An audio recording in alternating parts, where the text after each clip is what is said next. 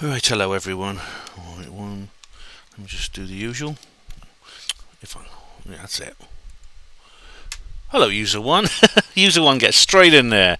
Hello, the crafty nihilist. My goodness me, you're quick. You can sit in there, refresh. How are you guys? How are you? I sent you an email, crafty. I don't know if you got it. You should have. Right. Just doing the usual now. Was it Slaxer says? Like, share, subscribe. Like, share, subscribe. There we go. Right. So I'll start by just making that my feature video. There we go. Get that over with now. Alright then, so I'll just open this. And share a like, babe. Share it around, man. Let me just share. Right, Facebook.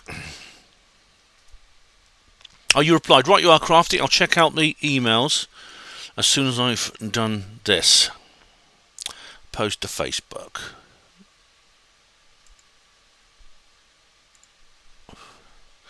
And Twitter. Got to do Twitter as well, haven't we? Mustn't forget Twitter. Oh, I'm just going to share this around, guys. What group should I share it with? Should I be daring it and sharing it to the UFO Hunters group? Yes, I will. They'll like this. They probably won't delete it. And bases, of course. Oh yes, Miles loves that. I love this, even when I'm in edit lockdown.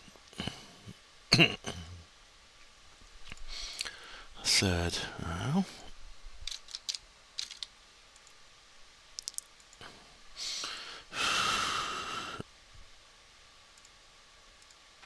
East.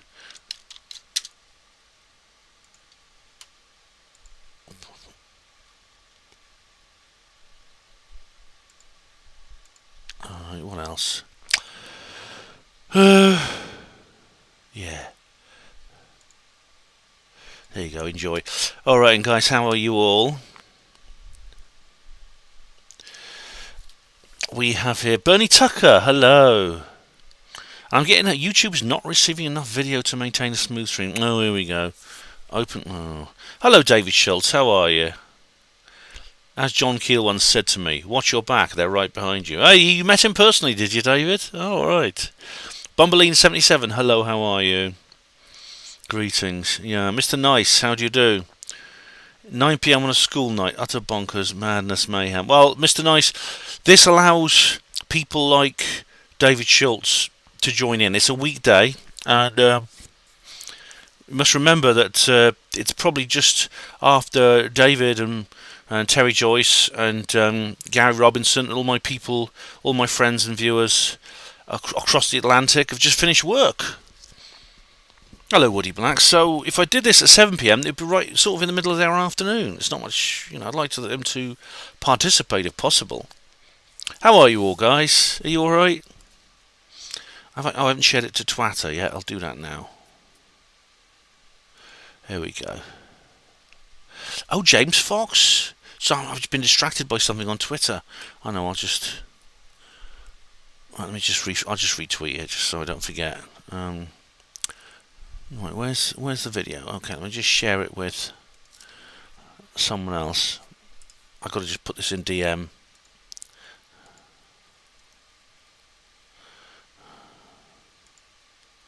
I'll share it with two people actually. There we go. And there's another lady I want to share it with. Here we go. There we go. Alright then, guys. Oh, hello to TK. You watched it. Nice one, TK. Greg H. How do you do? Stephen Truthseeker. How do you do? David Keith. Greetings, all of you. I've got 20 people viewing so far. We'll probably get some more in a minute. But yeah, funny enough, I've had zero comments on the. Absolutely zero comments on the notice. That sounds weird because I'm sure TK posted something. Or you posted. I think TK might have posted something on the review. Let me just check my email notifications because that's odd. It's odd that I don't get any. Even normally I get like a Marley Pumpkin saying, "Oh, rubbish," or something like that. Oh yeah, notice of upcoming live stream. Right, yes, I've got. Here we go. It's the bloody spammer. Yeah, I had 2 spammers. I seem to be getting an awful lot of spam lately. People advertising. I've looked it up, but it's actually things with viruses. So I definitely delete it straight away. But they're advertising things that are not appropriate for YouTube, and some.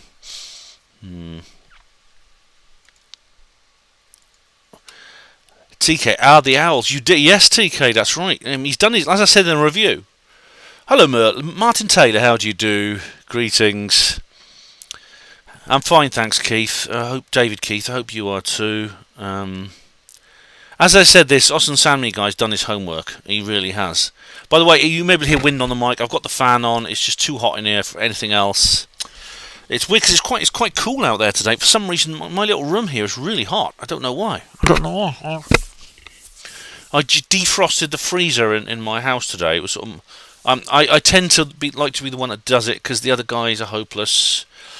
But it's quite easy. I just switched it off before I went to work, took everything out, and then put it all back again when all the ice had melted. But it seems to be. It's not long since I last did it. I think it's to do with humidity. Oh, this is fascinating stuff, isn't it? I'm sure this is enthralling you all. I got 27 people viewing.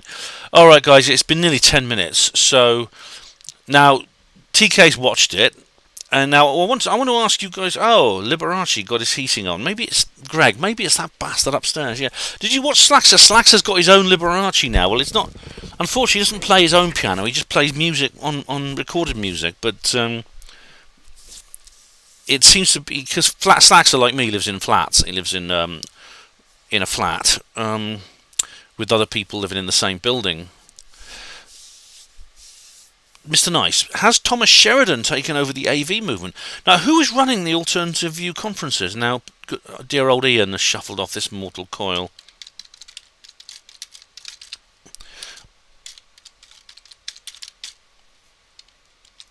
Right, here we go. Let's have a look. I don't care if my Dropbox is full. Bugger off. Let's have a look. We got Brian Gerrish, Gemma O'Doherty, Thomas Sheridan, yes. Mark Steele, Max Egan, brilliant list of speakers, man. Of course, it'd be better if I was there, but there you go. The alternative view. Yeah. A new team, in May 2022, a new team was put in place to continue the project that Ian loved. Driven by a desire to keep his vision and spirit alive, the team are embracing new technologies, new ideas, new formats. Oh, wonderful. Wonderful, yeah. And there's a AV12 this year coming up. Yep, brilliant. No, AV12. I'm thinking I might be able to go to this thing in Glastonbury by the Freedom Network. I'm not sure. But it all depends on money, really. Wow. So I don't know who's doing it, but Thomas is speaking. Thomas is a speaker there. Stephen, you've not seen the film. All right, that's a shame because there's going to be spoilers. Well, there were spoilers in the review as well. Crafty, Brian Gerrish is the UK column. Yes, he started UK column and he's still going with that and does a great job. Brian's been speaking since I think the second AV back in 2009, which I went to. I went to that. That was good. That was. I did make a written review of it. So Mr. Nice, Thomas is speaking now. I don't know if he's running it. Mr. Nice, shocking you've not been asked to do a presentation. Oh, thanks, Mr. Nice. Well, you know, they did. Ian did book me as a backup speaker once. That was which one was that? It was a while ago. I think it was AV 9 or 10. But you know, I'm glad you think so, Mr. Nice. But you know, I mean, I'm available if they want me to. It could be that it all depends on what they want discussed. Because I mean, it could be that my subjects are not what they want for that conference, which is understandable. I'm a bit far out, actually, even by some of their standards. But I can do like a more normal type event if they want. I mean, I can like tone it down a bit in woo-woo terms. I mean, I've actually did a presentation for Chris French's Seriously Suspicious conference, which unfortunately was not recorded, which is a skeptic conference. Richard on Solent, how do you do? Hi Ben, I found your YouTube channel recently. So interesting. I recommend a video on Canaan missing people on YouTube 9 days ago titled Appetite for Destruction, America on Course, Harsh Truths. Canaan missing people. Right, I don't know that one. I'll just put it in there. Alright, I'll put it in. I'll use this window.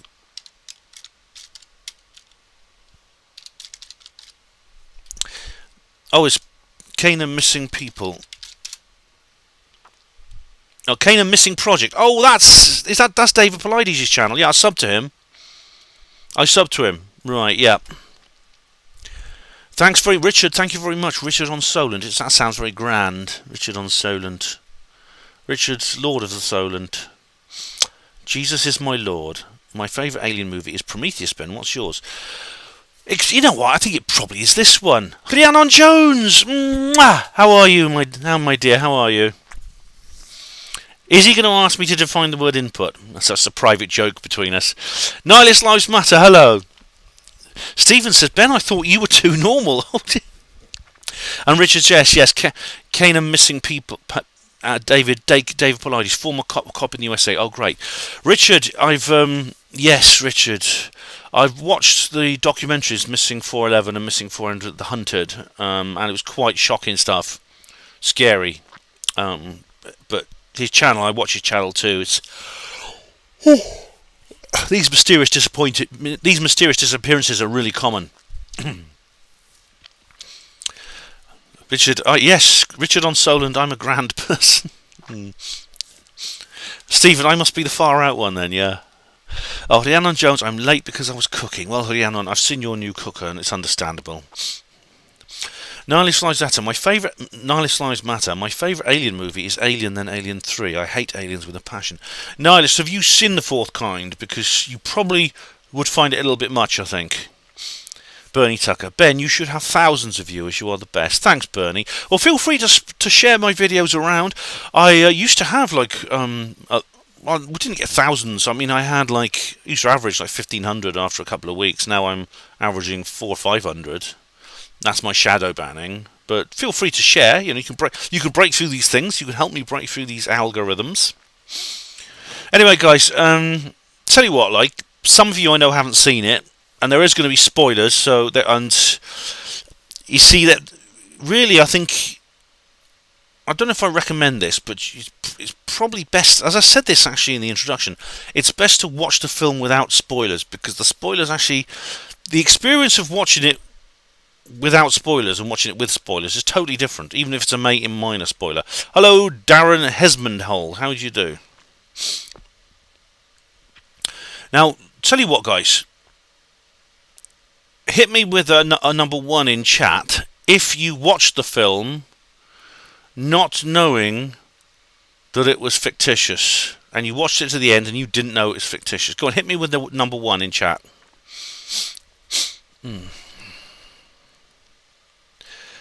Nihilist Lives Matter. All right. I've seen The Fourth Kind. Nihilist, did you use a 1? Right, use it. No, put a 1 in there. That's right. Have I watched Altered yet? No, I haven't. That's maybe one to think about. TK, did you know when you watched it? Nicest 33. All right, you knew. Did you? So if you can use another number if you did know that it was fictitious when you watched it. But user ones like me didn't know. And this is quite something. Anyone else? Anyone else want to hit me with a 1? If you did not know it was fictitious when you saw it, and you finished watching it thinking, "Oh my God, is that real?"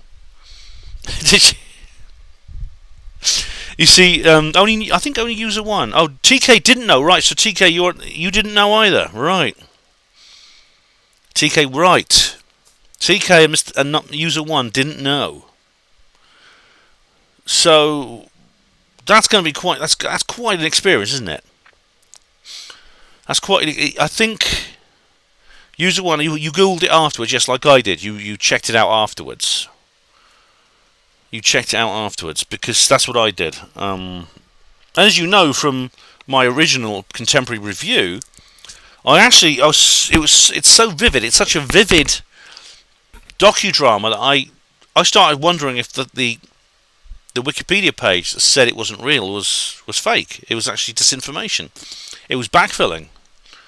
A real story came out, and they said, "Well, this isn't good enough. What are we going to do? I don't know. Let's tell them it's fake." Like the alien autopsy, basically. Blue Wall is now going to post something angry in chat. So, but TK, you started to doubt it as you watched, right? So you sort of maybe worked it out as you went along.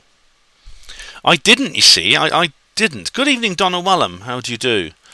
I didn't, TK. I mean, as you know, from if you watch my original review, that's the one I did in 2009. I didn't doubt it as I watched it.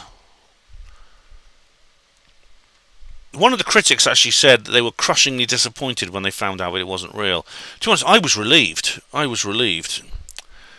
The doctor, TK, the doctor lady wasn't believable. Is that the so-called real Abigail Tyler? Yeah. Good evening, Doc Jock of Ages. How do you do? I did find it very convincing. I mean, I was talking to someone privately about this. Her face, they've done very good makeup on her face. I mean, she really looks pale and drawn. They've made her face look thinner than it actually is. I mean, she's quite a slimly built woman. Yeah, but they've actually made her look much thinner than she was. Very good makeup. But the actress is called Charlotte Milchard, and you only have to watch one of her other films. As I said, forget Mind Flesh. That's a bit, you know what I mean. That's not the best film for judging. Sid and Scott. This film, or Scott and Sid. You can see very, very obviously. You can see very, very obviously that that is her. It's the same woman. She is an actress. And TK said the main interview was too slick.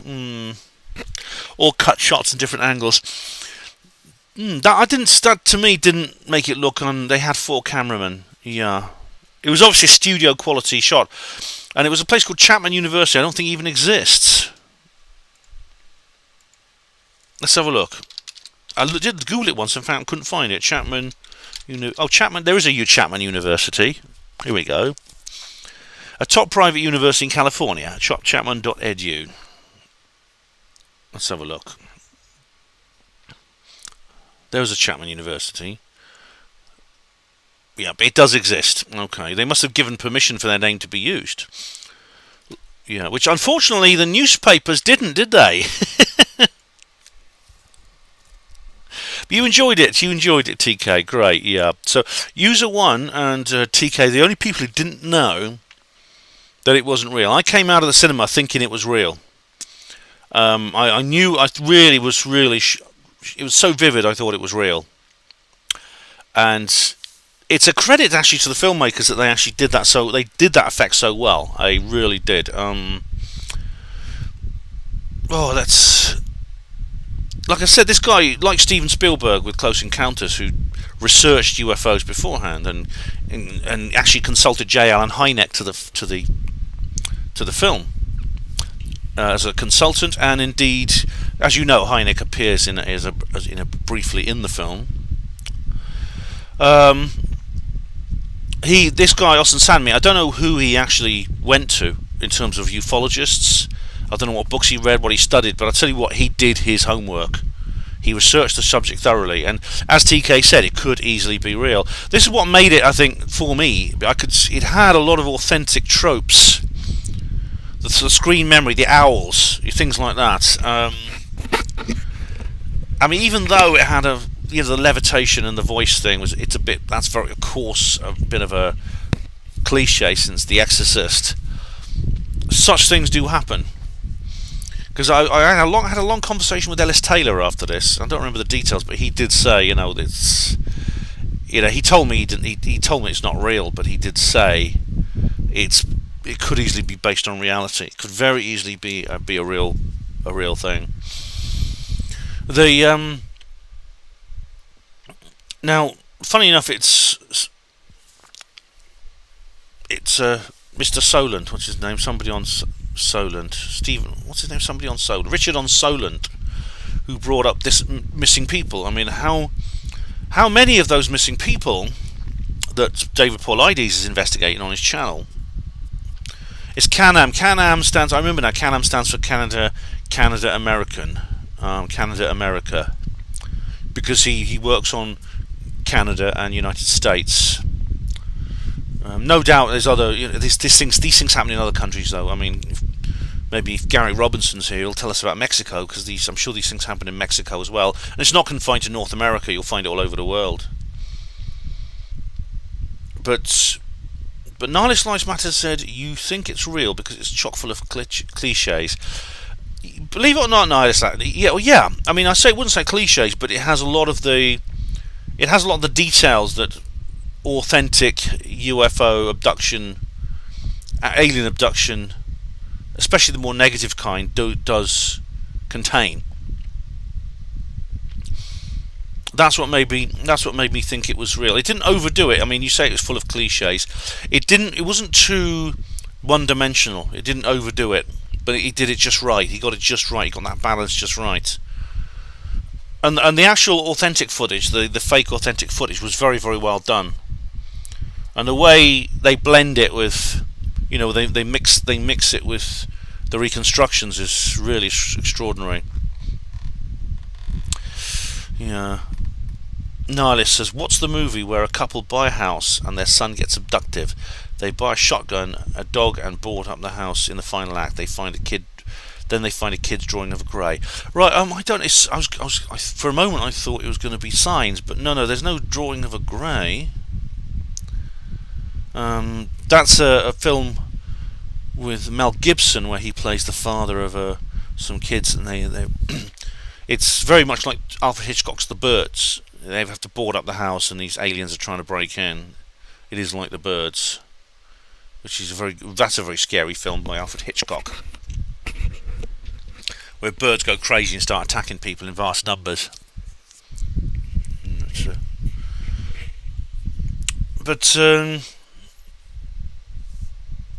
if you look at, for example,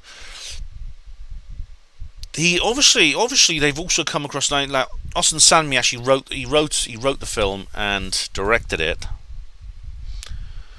Let's have a look.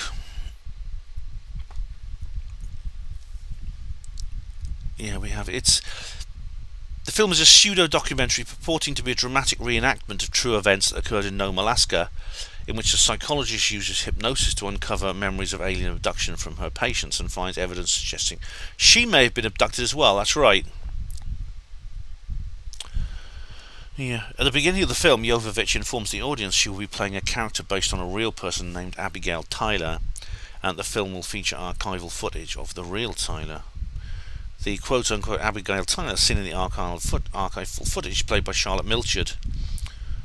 Her Wikipedia page is like, oh, she's a British actress. That's all they say about her. They don't say very much about her now, except they have a filmography of her, where she was,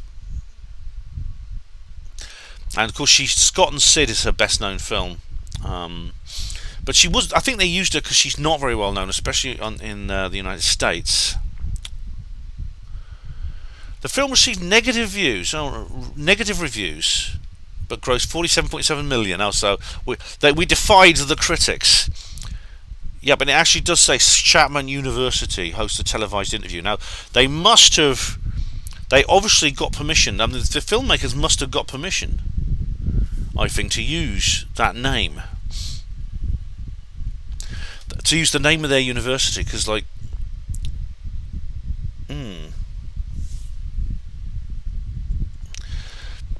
Oh, Nihilist Lives Matter does. It is. Oh, Dark Skies, right. The film Dark. You know, I've not seen that. I've seen the TV series Dark Skies, Nihilist Lives Matter.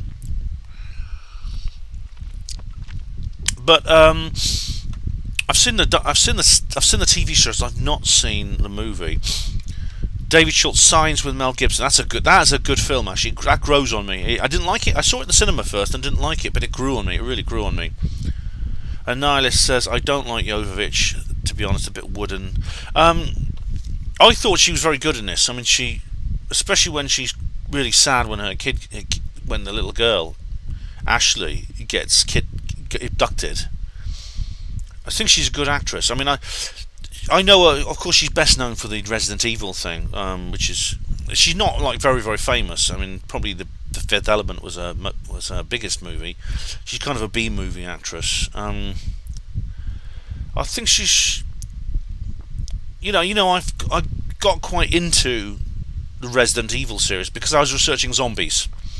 I don't think I think the first one was the best. That was going back onto Mila Jovovich. She was very good in that. Oddly enough, I don't fancy her. I'm probably the only. I know a lot of guys fancy her. I don't. I think she's. I don't know. She's a little bit. I don't know what it is. I mean, attraction's a very complicated thing. It's a very complicated thing. I don't fancy a lot of the women that guys are supposed to fancy, and I do fancy a lot of those that we're not supposed to. So that's me. Now, the first Resident Evil film is really good. It's the best one. I mean, the entire series is worth watching. As you know, I did a special roving review for the final chapter. But I watched the entire series, and the first one was actually co-written by Romero. I think it was actually co-written by George A. Romero. Let's just see.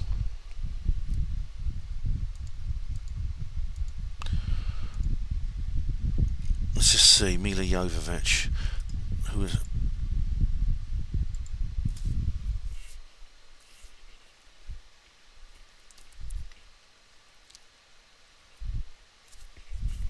I mean, she's obviously she's obviously a she's obviously a kind of feminist icon in she's what's the word? The Resident Evil series. Comes from Ukraine. All right. I wonder what she thinks about the whole thing. Resident Evil. Here we are. See, I've never played the game. I've never played the Resident Evil game, but I have seen the film. Now, the first one, 2002. This is a good one. I'll just show you the page here. This is a damn good film. I mean, I can actually forgive its feminist overtones. Actually, they actually get a lot worse in the sequels. And it's based on things based on video games are usually not very good. However, they do become. There are exceptions, just like those based on comic books. The film was followed by 5 sequels: Apocalypse, Extinction, Afterlife, Retribution, and the final chapter. Yeah.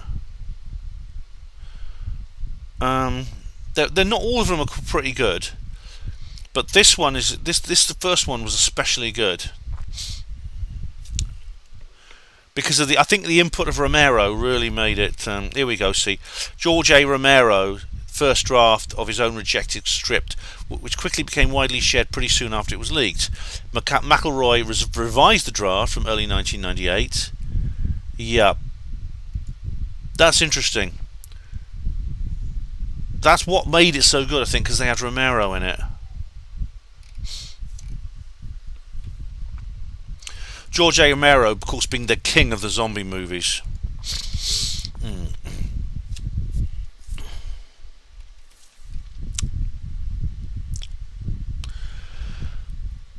Desmond, all right. Desmond says, Darren Hesmondhull says, after watching The Fourth Kind, I was shocked that apparently it was fiction. Darren, did you know you actually found out after you watched it? Did you? Because if you did, that's an entirely different experience. If someone spoils it for you and says, it's not real, it's just it's a mockumentary, it's a pseudo documentary. That's watching it then, I think, is a completely different experience. Funnily enough, like I was talking to a friend of mine privately who has she's got her partner to watch it, and she didn't tell him beforehand that it's not real. And you know what? I mean, I would have done the same, although I feel a little bit guilty because it's so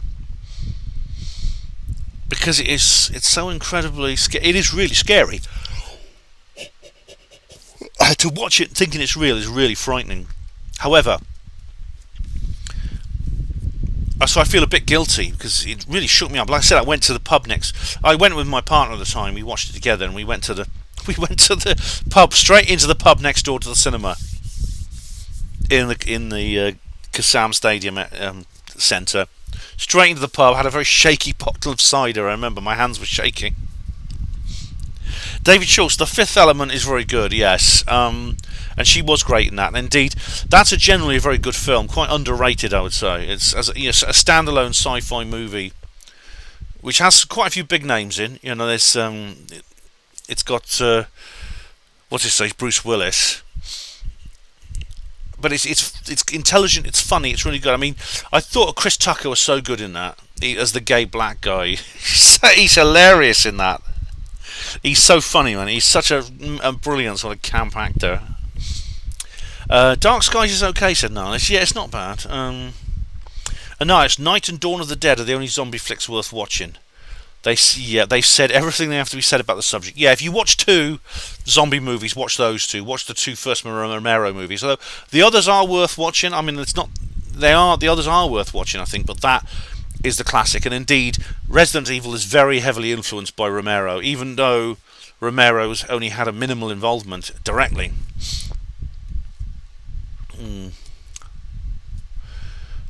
Jock of Ages saw a great Russian alien movie called Sputnik. Oh, right. Niles Lives Matter likes the games but not the movies. I've never played the games. I'm not a game person. Oh, Rhiannon's texted. You've texted me. Alright. Is my phone still on silent? Hang on. Or did you put it on... Oh, do you mean on... You mean you've DM'd me? Hello, Armand Adams. How are you? It's Jock of Ages. I know it's in the movie, but the premise is very familiar. Yeah, it is. And Hugo Rune, hello. Don't worry about being late, mate. Alright, so one sec. I wonder if Viv will join us. Alright. Okay. Rhiannon, can I read this out? I'm not going to read it out without your permission. Good evening, how are you? No worries, Rhiannon. Could I read it? Because I'd love to get the person I was talking about earlier is Rhiannon. I'll read it if you'll let me.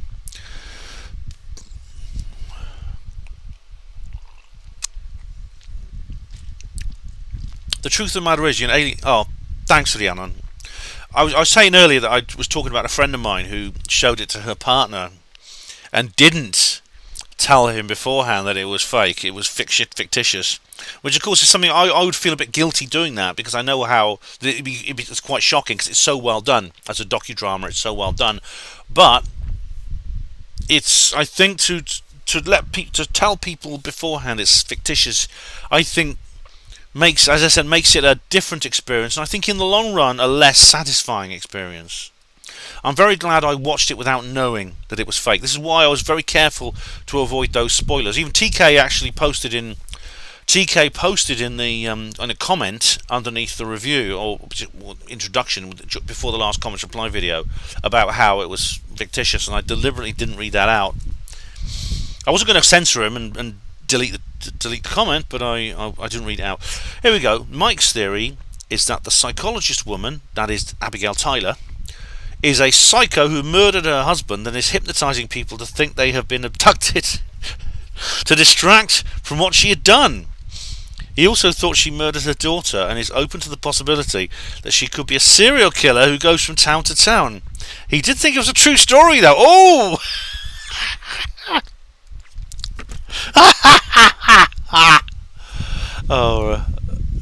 Don't worry about it, TK, it's alright. Well, you know what, Rhiannon, funny enough, that's not unlike what the character Sheriff August said. Now, he is, I think, one of the most interesting characters, because my theory is, and obviously this was never actually discussed in the film, but my theory is that he knows exactly what's going on, and his job is to help the FBI cover it up, which means he's got to stop Dr. Tyler getting to the bottom of it through hypnotic regression. This is why he accuses her of... First he accuses her of hypnotising people so they kill themselves. Then he accuses her of killing her husband. Then he reveals her husband apparently, quote unquote, committed suicide.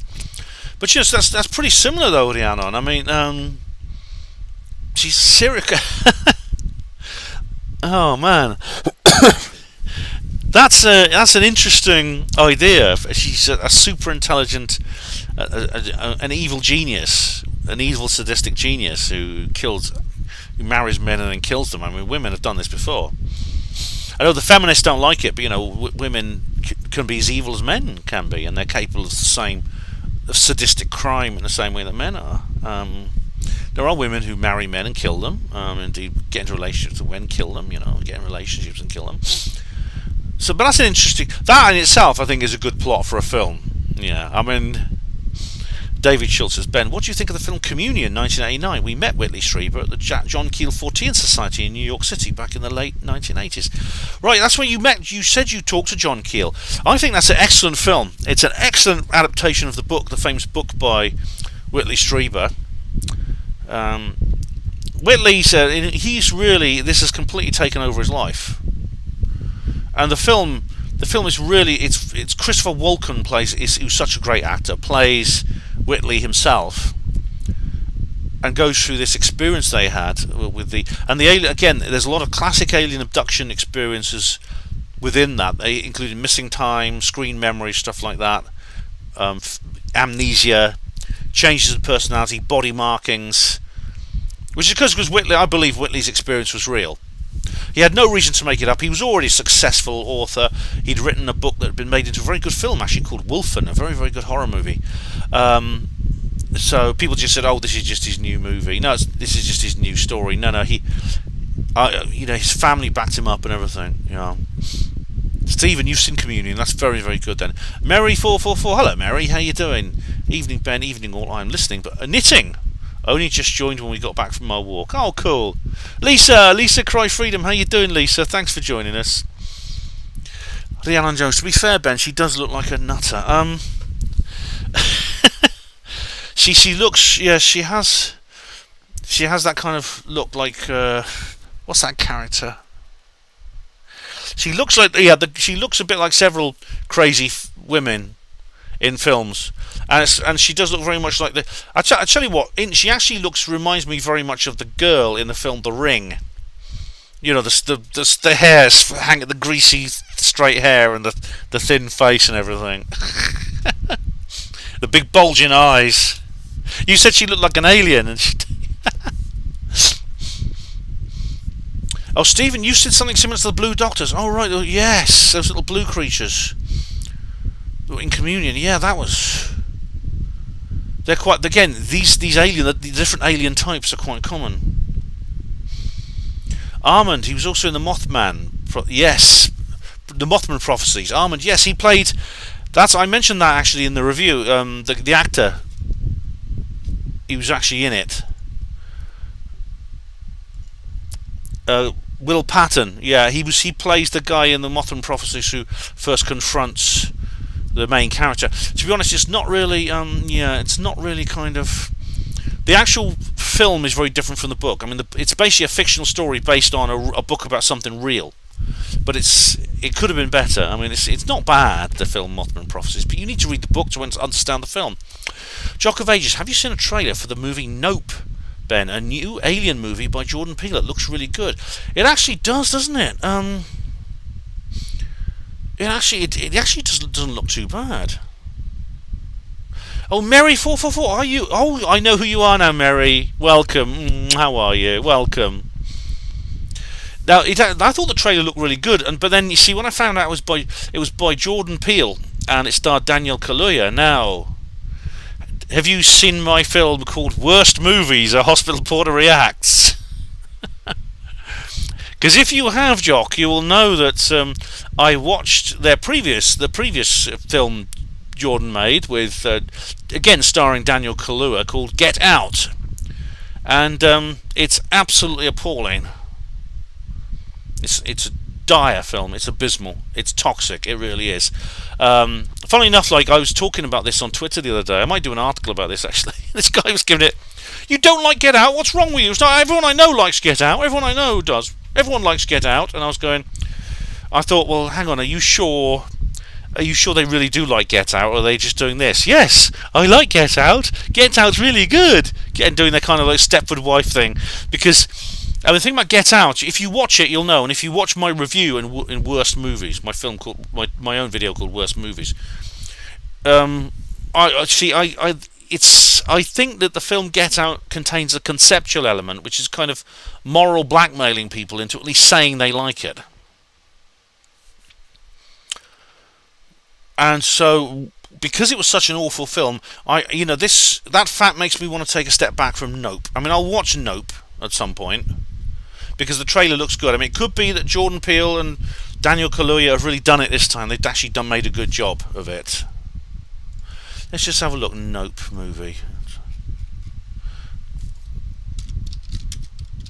Let's just have a look because it did have a Wikipedia. Nope. Here we are. 2022 American science fiction horror.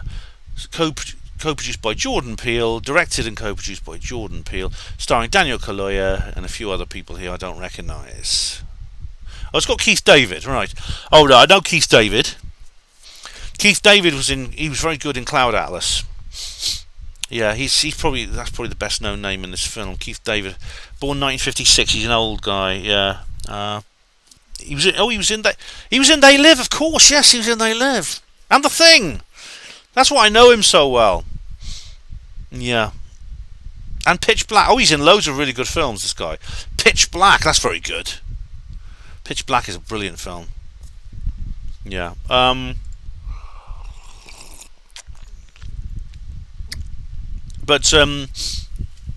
So it does look good, Jock. I will watch it.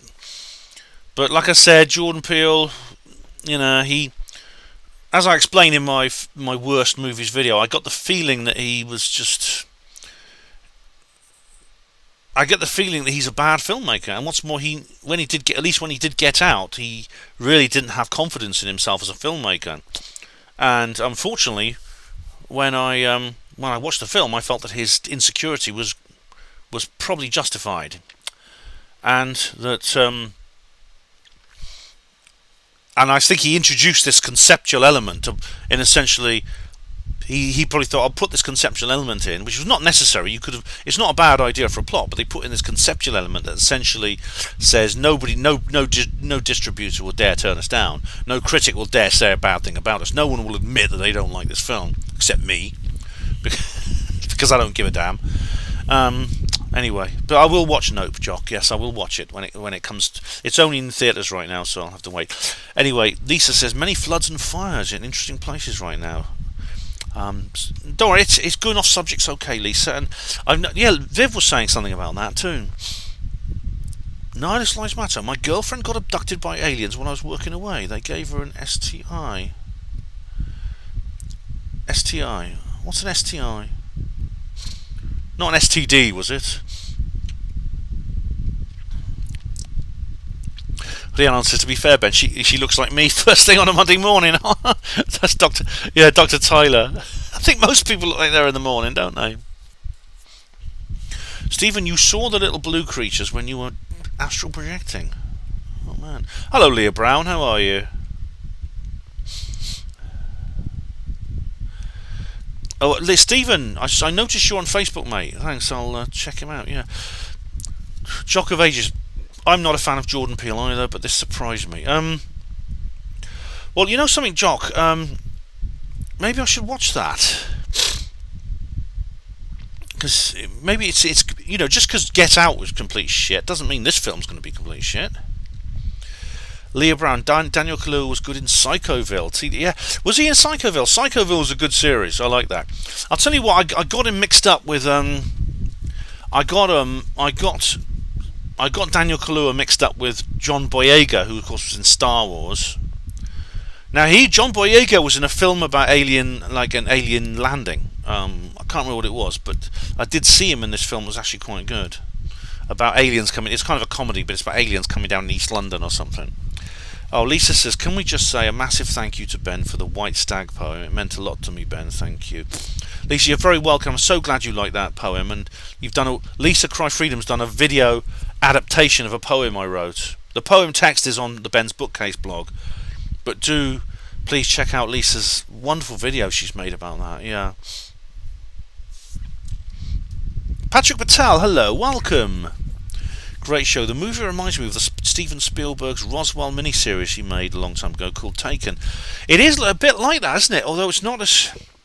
I suppose it's not as emotional. It's not as... I mean, the Taken series was... I binge watched that. That was incredible. And I was like... I don't know about... I mean, I did shed an acceptable alpha male tear at the end of that. And when the little girl goes up in the spaceship. But, you know, it's actually mentioned that... It is actually mentioned she might come back, but that was an astonishing film. That was an astonishing series, that was. Stephen Tree, yes, Keith David was in They Live. That's right, Stephen. Yeah, that's right. David Schultz. An interesting film about aliens was Stephen King's Dreamcatcher 2003. Oh, right. I've not seen that, David. Darren Hesmondhale. Anyone seen Fire in the Sky? Yes, I have. It's not bad, but the abduction segment is inaccurate. Viv, I'm waiting for pennies to drop. Yeah, it is good, isn't it? Yeah. Oh, Patrick's just mentioned Steven Spielberg's Taken. I think it's an extraordinary series, Patrick. I binge watched the whole thing.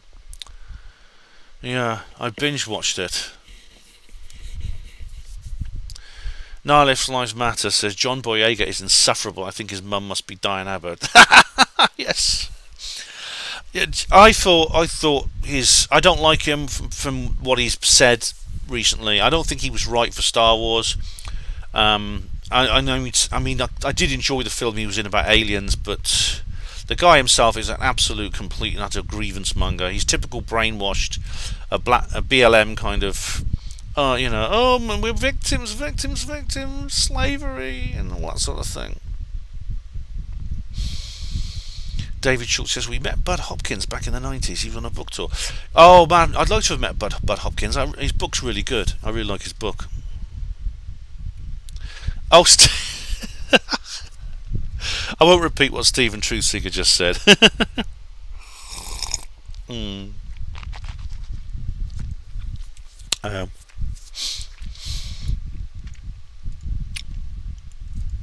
Yeah, there's you see the thing about the abduction, alien abduction actually does happen. It's very real. People who have alien contact have many different kinds of experiences. There are many different kinds of aliens. I mean, there's virtually a taxonomy of different kinds of aliens.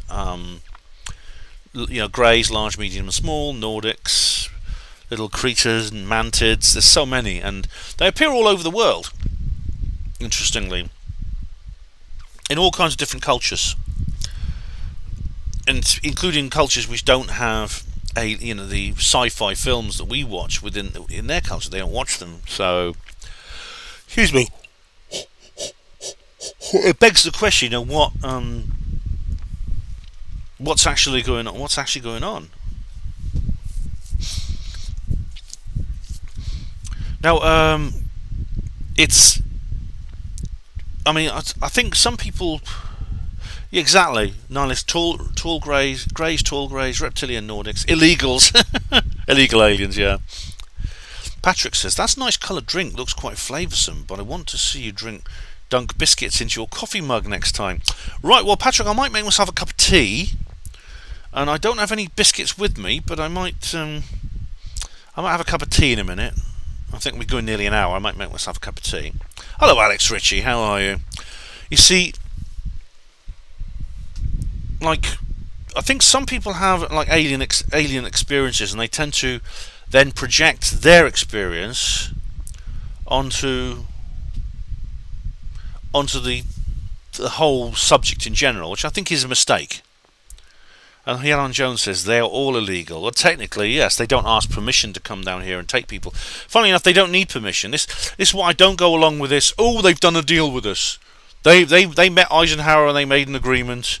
You let us abduct your people and we'll give you secret technology. Well, Thing about it is, they don't need that. I mean, if it was ever some kind of negotiation between humans and aliens about this sort of thing, humans wouldn't have an awful lot to bring to the table. Aliens have been abducting us throughout all of history. Probably in prehistoric times, people had abduction experiences. They've never needed experiences before. They never needed our permission before. Why would they need them now? Hugo says, I wonder if I got abducted by aliens, could they repair the spinal injury and get me walking again? Hugo, you could ask. I mean, I think it was it Bill Hicks actually made a joke about this. He said, why do they always want to poke things in your ass and take your sperm and eggs? Why can't we get nice aliens that do, a little bit of dental work on me? I could do with I could do with some my teeth fixing and things like that. They could. How about liposuction? Are there any aliens out there that do liposuction? It's an important point. Maybe you could ask them if you ever get abducted, Hugo. Could you do something? Could you do something about my back? I've got this bad back. Could you fix it for me? It's worth an ask, isn't it?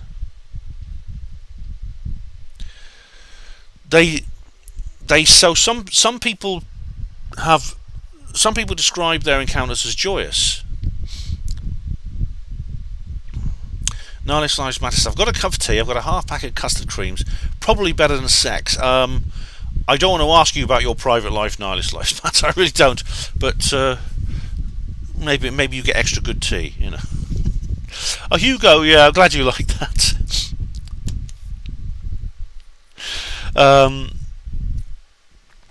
Rhiannon, my goodness. I won't go for walks in the forest anymore because I'm so scared of getting taken by them. I won't even put bins out after dark.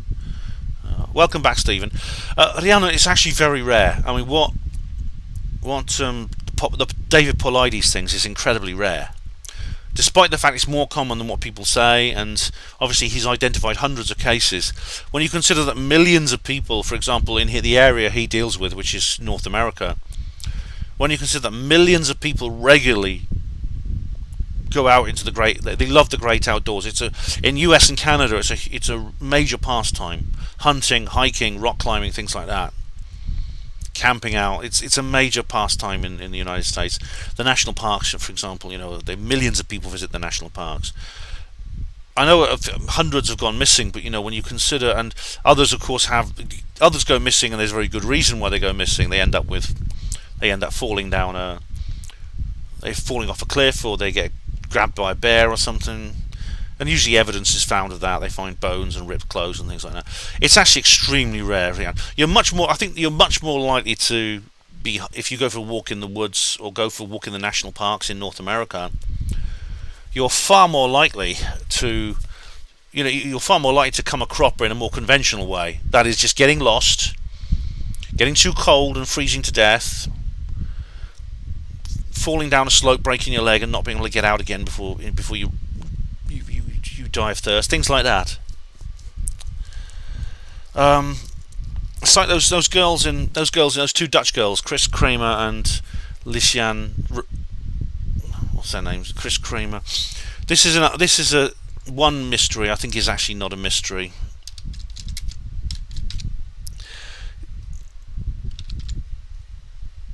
Yeah. Chris Kramer's and Lysiane Ferron. A very, very sad case about two girls in their early 20s. They were having a holiday in Panama and they went missing. Now, what was weird is they found their mobile phones, and there was like loads of photographs on them which looked quite disturbing. And people said, well, was it something a bit Paulidian going on? Was it aliens? Were they running from gangsters or something, or human traffickers? Sadly, I think the truth of the matter is they simply got lost. They got lost, and they were dressed for the outdoors, but they didn't have any warm clothes on for nighttime, and eventually they ran out of water and food, and they died of exposure.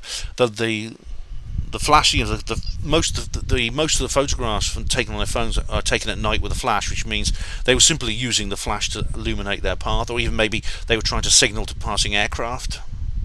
A helicopter or plane might have flown over, and it's a very, very sad, tragic thing. But I don't think there's a mystery there, sadly. Leon said, "If something weird is going to happen, it will happen to me, Ben. I've got had previous alien dreams and sleep paralysis. Oh, right. Do you think certain people you think are more vulnerable, Rhiannon? Yeah. Nihilist lives matter. They were dressed for glamping, not for outdoors. Yeah. And Hugo, of course, is skinning up a few spliffs from his tin for his tin, so his fingers are busy, so he can't type. I thought so, Hugo. I thought so.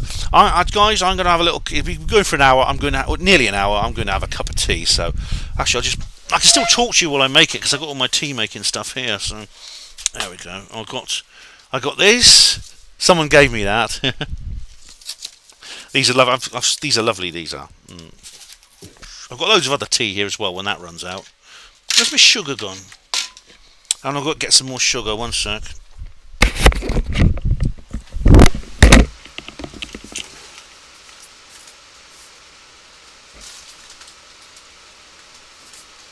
Some more sugar here. I keep sugar in a big bag and then I pour it into this bowl. I can't take this bowl just for use. All moving down.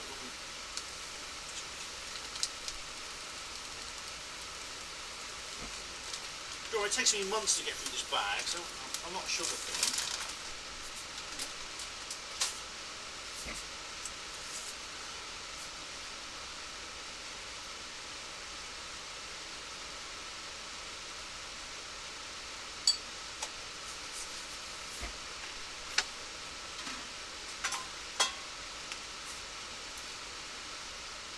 Right. Have I got water?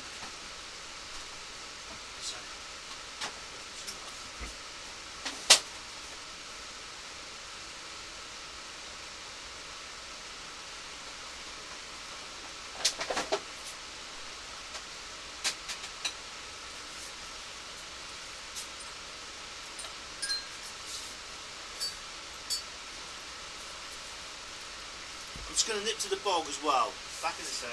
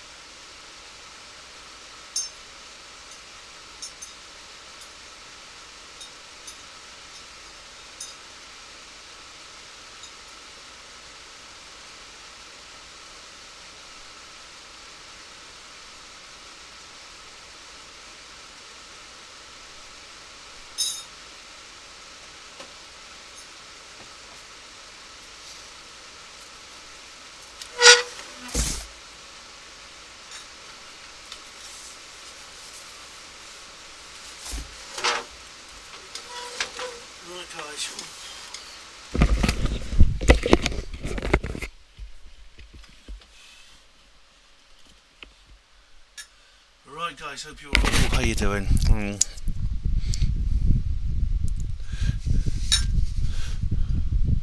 Right, where are we now? Okay, so I'm back, guys. Got myself a. I hope you like my mug. That was a present from someone, a very good present. I'm sure Sargon of Akkad would like one of those. Patrick Patel says, my yawning is very infectious, it makes me sleepy. That's weird, that, isn't it? I think it must be psychological. You see someone else yawning and suddenly you think, I'm gonna...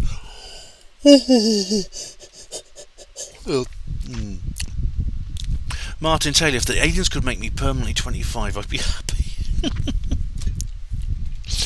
I must say, well, the problem is, Martin, though, oh, blimey, just imagine... When I was 25, I was miserable, that's the thing. It'd be alright as long as you could have the kind of knowledge you have now.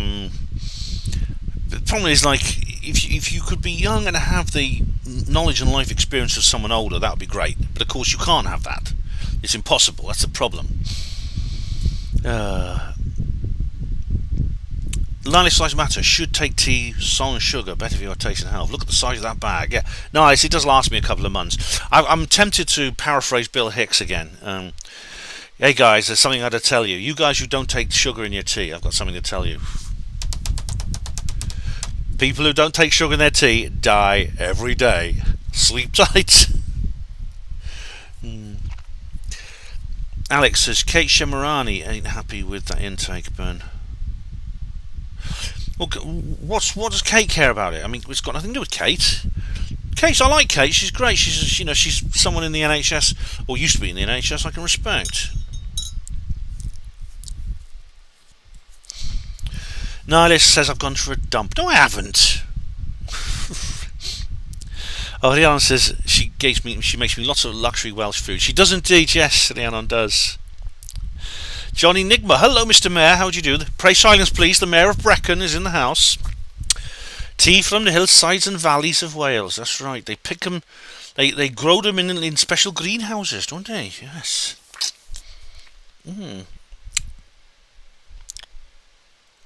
I wonder what the reddish-brown lumpy stuff in the middle of the screen is. That's my face, Rhiannon. League of Heretics. Hello, how do you do? That's a good name, that is. Fuck tea, full of fuel fluoride, says Alex. I can't live like a monk, can I? Johnny Nigma. If Ben doesn't come back soon, he may have been abducted. Johnny, your mayorship. I don't know what the correct. What's the correct address for the Mayor of Brecon? Your lordship, your worship, your mayorness. I am seriously concerned. I mean, what's this? This thing here? The missing time I had. I mean, is there something going on in my life? Love you, Ben, says League of Heretics. Thanks, you too, League. And I've had lava bread, Rihanna. Yes, that's right. I'm just going to go back up. I was going to say something about, more about abduction. What is it? More about abductions or something. What was it? I had a great point I was going to make and I've forgotten. It was actually on topic, believe it or not. No, I didn't squeeze the bag between my fingers and suck it. What, are my fingers made of asbestos? You try squeezing a hot tea bag full of boiling water? Patrick Patel, I often wish I was abducted by a good alien that would do chiropractic treatments on my entire body. That's what Hugo Rune was saying, something similar to that, yeah. Because he's got a bad back, yes. League of Heretics, will I be live for Gareth's Memorial on Nocturnal Frequencies? I've got to talk to Rhiannon about that, actually, because we are going to be away in Wales, and it's going to depend on Wi-Fi and things like that. So I'm not sure. Oh, what was I going to make a brilliant point. What was it? David Schultz is recommending a book, The Field Guide to Extraterrestrials, a complete overview of alien life forms, by Patrick Hugh. Yeah, that's a good one. I've not read it. I've read a bit of it. It's quite good. Nilex Lives Matter. Youth is wasted on the young. Yes, it is. Yeah. Patrick, I'm so glad you're looking well, Ben. I hope one day you can go abroad, like Peru, and video investigations there. I could, yeah. Well, I hope so. That'll be cool. That will, yeah. Oh right, no, Shishira. When you were out, I was referring to the stuff behind you. All right, that behind me is I'm trying to cover it up with that poster. It's a patch of damp. I've got a dehumidifier, which you can just about see it, which is making this room less moist. It's actually drying the air a bit. Salute to Peaceful Warrior. How do you do? You're going to email me about the UFO incident? Yes. Nothing spectacular. Don't get your hopes up, bro. Well, look, Peaceful Warrior. I mean, you said, I'm just curious to hear about what you actually encountered. I am. Johnny Enigma says pot noodles come from Welsh mines. Oh, that was a funny advert. That was, yeah. That made me laugh.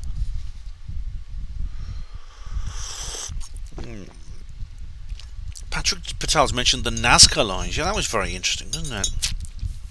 TK, have you ever met an alien, Ben? I have met someone I believe is not fully human. Oh, Peaceful Warriors, you've emailed me. Thanks, Peaceful Warrior. Much appreciated, mate. Yeah, you did email me before once, and so I'm curious to hear from you again. If you've actually managed to get hold of any of your old mates from Iraq and find out what they've said, more witnesses the better.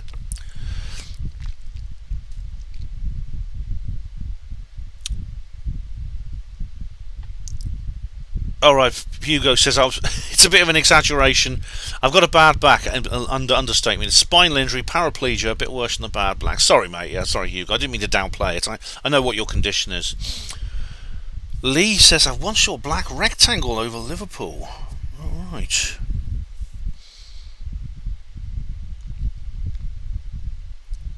Nihilist Lives Matter. There's an alien, Ben. An alien. Oh, no comma, TK. I think you have to put a comma in there because Nihilist Lives Matter didn't quite understand. It's the eats, shoots and leaves, the panda eats, shoots and leaves thing. You add a comma and it changes the meaning of the sentence. Stephen, you've seen people walking in the street who I thought were not human. Yeah, it's interesting that the problem is, I'm going to find it. I remember what the point I wanted to make actually, and I'm going to find a video about it in a minute, or part of a video. I'll probably get a third-party strike, but I think it's fair use. So the damn it's the damn. Oh, I can't stand these damn bots, But let me just find it here.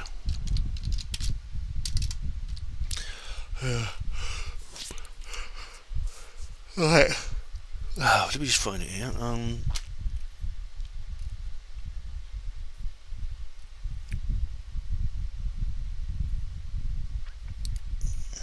Let's just see if I can. Nome. I just found a YouTube channel. Right, yes, it's vanished without a trace. This is now Rihanna and I are both fans of bedtime stories, so yeah. Oh, Lee Brown has. I'm just going to go through the sightings report here. I had 3 dull red lights slowly down the middle and moved really slowly. Was that in Liverpool? Oh right, a black rectangle with 3 dull red lights. That sounds odd. That does, yeah. I think there are I met somebody I believe is not human. Yeah, I've met people I believe at least partly human. Sidvich, hello, says KBS. Kev Baker Show. Yeah. John Nolan, has Stephen Greer been sidelined, Ben? Yes, and he doesn't like it. He doesn't like Greer. Is the reason Greer's kicking up so much, I think, is because he suddenly realised that disclosure is actually not all about him. This is why he's turned against Leslie Kane. It's why he's turned against Ralph Blumenthal. He's turned against Lou Elizondo. It's got nothing to do with. He goes, oh, they're agents. They're agents because they think aliens are a threat. No, they're just people who are nothing connected to you, and they're talking about things you want to be the only guy who talks about this. Greer, that's the problem.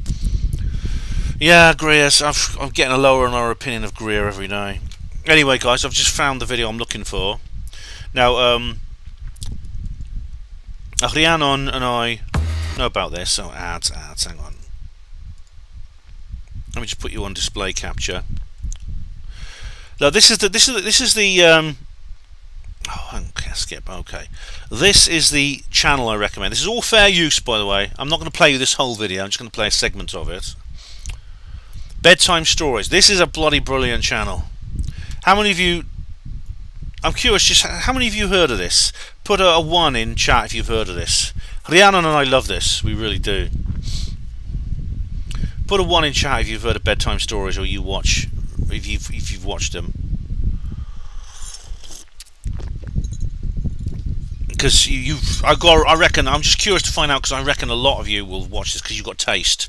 Peaceful Warrior, well done. 1, Rhiannon Jones, of course. We're both big fans of that, Rhiannon and I. Yeah. Lee Brown, yeah, thought so. Thought so, Lee. Yeah, you guys will probably be into this channel. You've at least heard of this channel. I'm just going to play you a little bit of a video. This is all fair use.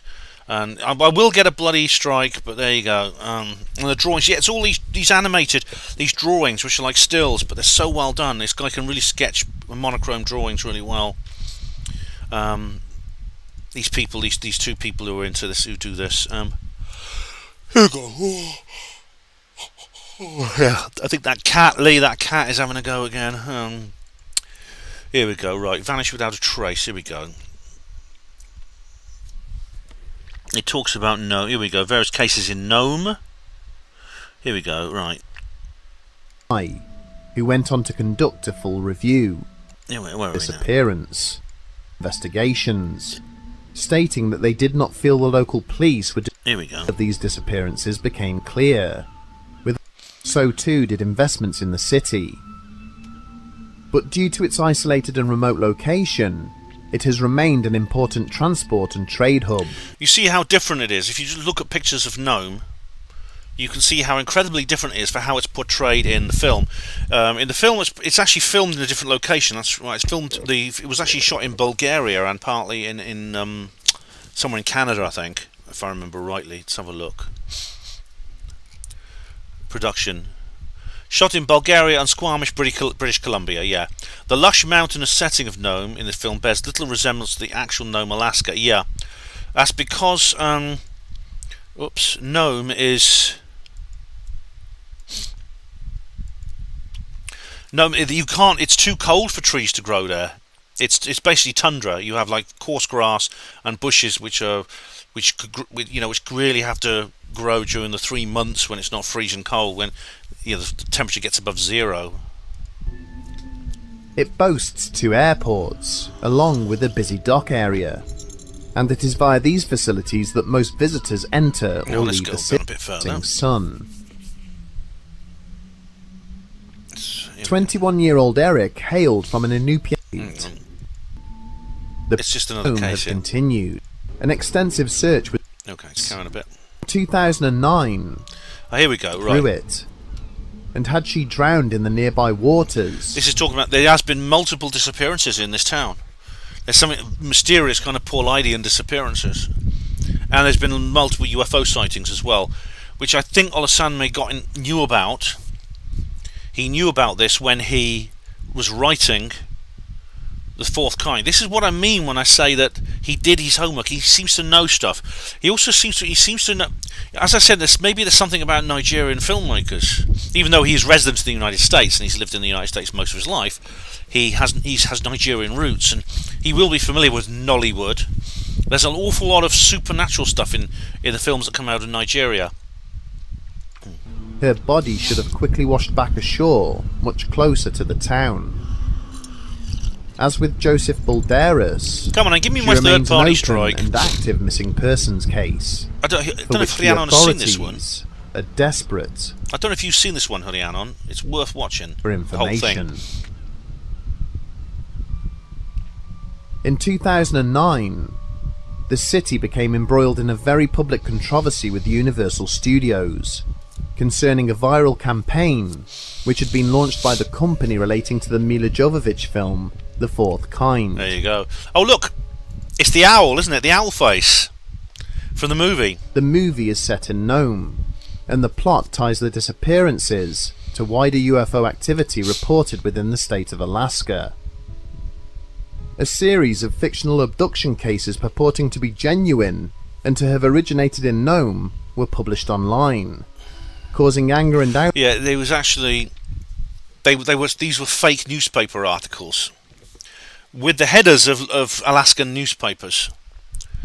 I think I mentioned this in the review. Outrage amongst the families of those involved in the real-life incidents. After a swift climb down, the studio released a statement clarifying that the cases featured in their online campaign were purely fictional, and donated money to the local community by way of an apology. But as distracting as the argument with Universal Studios may have been, it did highlight the large number of UFO sightings in and around the region. Yeah. Even with the confirmation that the stories published by the film studio were untrue, many believe that extraterrestrial visitors may well be the reason for the vanishings. Could this be? I mean, some of the Paulidian vanishings are accompanied by strange events. Others are not. Others, there's no apparent reason why they vanish. Usually, there's no apparent reason. But if someone's out in the wilderness, you wouldn't necessarily have independent witnesses anyway. Citing the disappearance of two brothers from Wasilla as proof. On the 4th of June 1999... I'm not going to... That's enough, I think, of that. You can watch the whole thing. Anyway. But it's Bedtime Stories. If you haven't watched that channel, League of Heretics, you love it too. It's very good, yeah. Hugo, you put a link up. Where's that, Hugo?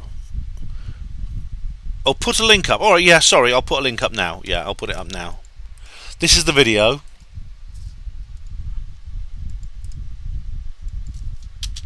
There you go.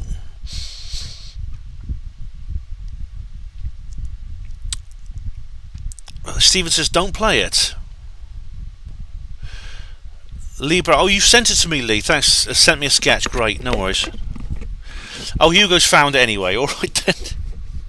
They're now too scared to watch it all at night. Oh, fair enough, Leanna. You don't have to watch it all. I mean, like I said, I understand people who may not want to watch The Fourth Kind,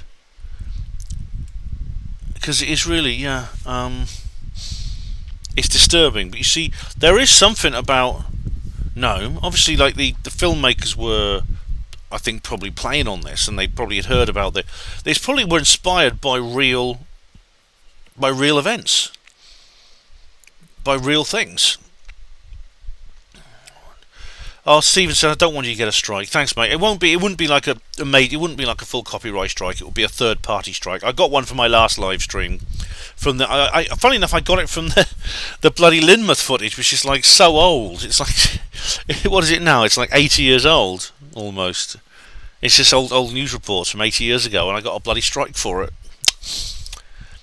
TK, why would aliens pick Nome? It's a good question, but there are these disappearances. Some of them could have alien connections, and Nome is it's extremely isolated. As I said, it's one of the remotest, most inaccessible places on Earth. That could be a reason. It could be something to do with the genetics of the people. Most of them are Inuit, native Alaskan Eskimos. It could be something. It could be all kinds of reasons. I don't know why flaps appear. I don't know. There are waves of abductions in certain areas. You see, there are waves. Like, as the same way there are UFO flaps, there are abduction flaps too. Like large numbers of people would be abducted in a single area. So I don't know the answer to that. You'd have to ask them, TK. I mean, like I said, the Nome isn't like it's portrayed in the movie. There's trees everywhere. There's mountains. It's flat land. It's all flat land around Nome, and there are no trees. It's too cold for trees. They couldn't get their roots through the permafrost. It's too cold.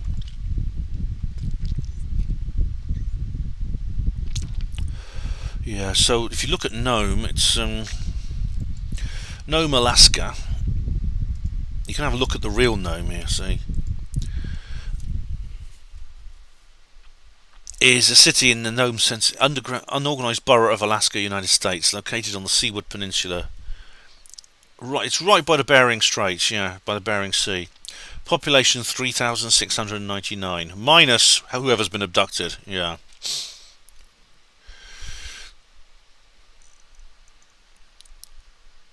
It claims to be the home of the world's largest gold pan. All right.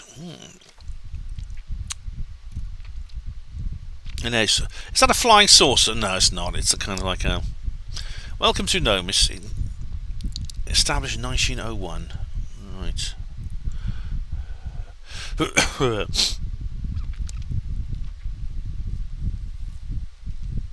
And you can see, look at the climate here, the daily mean. Minus 14, minus 12, minus 12, minus 5. And then in May it goes up to 2 to 3 degrees. Then 9 degrees, 11, 10, and it goes back to 6. And by the time it gets to October, it's in minus figures again. It's a pretty... See, that's the real Nome. That's what it actually looks like. It's the real Nome.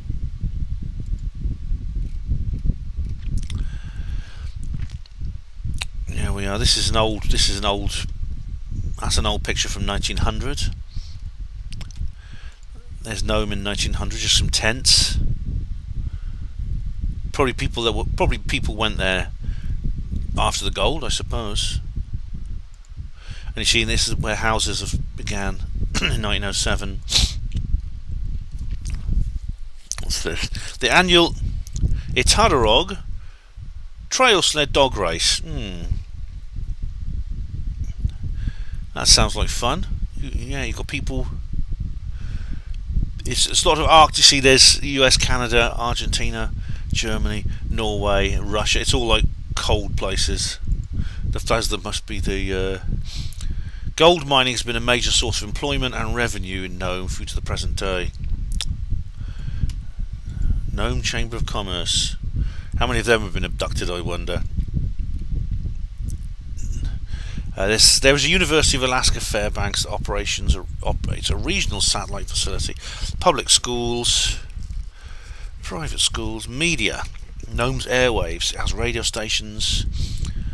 Cable television and broadband in Nome is serviced by GCI.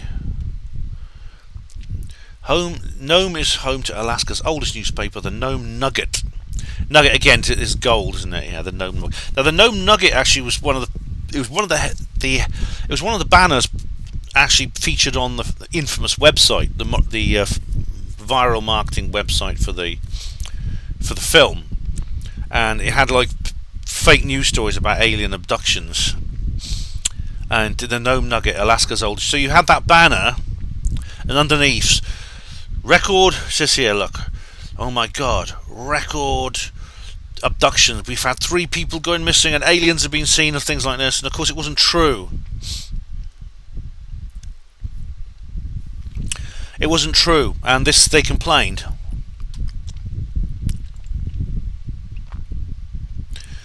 Water ports. Yeah, which you can't use all year round because of... In popular culture. Right, Nome, here we go. Funny if it doesn't he's going to mention the 4th kind. It was featured in the Bering Sea of Gold. There were films set in Nome here. There were lots of the spoilers. North of Alaska. The 4th kind, the Snow Dogs, Toga. Alright, yeah, so the 4th kind is mentioned here. Right, there you go. That's the real Nome. That is the real Nome, guys. I don't know why I would pick Nome. Why? Nome, sweet Nome, says Martin Taylor, yeah. TK, maybe you're an alien. Well, TK, who knows? I certainly don't feel... Oh, Peaceful Warrior likes my mug. Yeah, it is good, isn't it? Yeah. I don't know, if I were an alien, TK, I'd have to be an alien to know why I picked Nome. And Sunflower Express, hello, are they RH negative? Oh well, there's often been kind of like some questions over the whole. There's some questions over the whole RH negative thing. Lee Brown, 3,000 butts to probe. Yeah, of course in Oxford there's 180,000 butts to probe. In London there are like 6 million. I mean, why go to this little place? And the Alan Jones, less risk of being easy pickings, less risk of getting chased by the military. That could be it, yeah.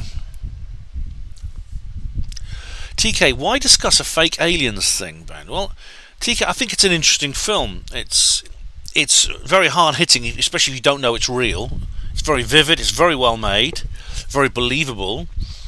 I just find it fascinating that someone's made a film on this subject. Someone who obviously knows a lot about the subject, who's learnt a lot about the subject.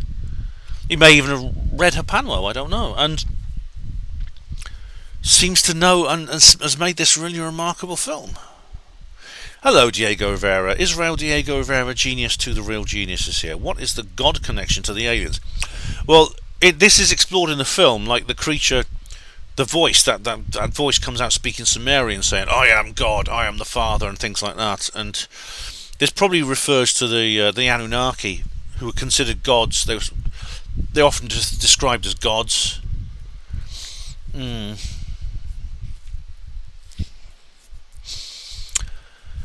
Excuse me. You can escape out to sea. Well, almost anywhere around Nome is uninhabited. You have to travel for hundreds of miles to find anyone else. So yeah, it's a tiny little kind of totally lost little bubble of population in a huge area of desolation. Yeah.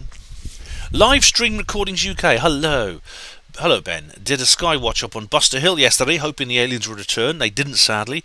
I've added the incident to YouTube. Oh, right. Have I subbed to you? Livestream Recordings UK. Okay. Cool. Sunflower Express. I'm Rhesus O negative. All right. I don't know what my blood group is, actually, to be honest. I found out the other day. It might explain my many UFO and paranormal experiences. It runs in my family. Oh, right. Could well do. Yeah, excuse me. Oh. I don't know what else to say about the film, actually. Except that people do have some of the experiences people have with aliens is very, very negative indeed. Are people abducted by aliens and not returned? Are any of the Paulidian abductions basically aliens taking people and not returning them? You see, there are babies that are taken and not returned. I mean, I don't know how many of you know Anne Andrews, if you've read her books. She had a pregnancy which was terminated by the aliens, but the baby was taken to the alien world and was reared there, and she's met him. She's met this boy. She calls him Nathan, and she's met him, and she's had a conversation with him. It's quite touching, actually. It's very touching, very emotional for her. It's very touching, very touching experience. Stephen Trusick had a simulation experience in the 80s. Oh, right. What's that like? Are the incubus aliens? Aliens can have people have sexual experiences with aliens. They do. Both male and female, both men and women have sexual experiences with aliens that resemble both male and female. Some of them do resemble humans very closely. They're never completely. There's always something about them that indicates they're not real people. A good example is Antonio Villas-Boas, which I've mentioned before.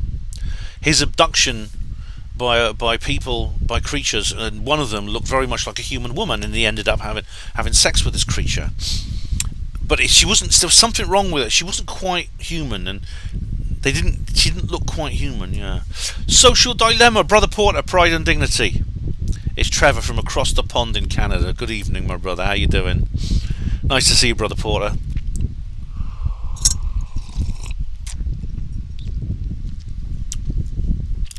So I'm just wondering if Martin Taylor, there's a film of a husky dog who took medicine to Nome that saved many. Balto statue here in oh right, saved many. Huskies would be the perfect way to get around. I mean, dog sledge is just basically the best way to get around there. Well, there's no roads, so what can you do except go by dog sledge when it's snowing? There's a statue of this dog, Balto. in Central Park, New York City. Right.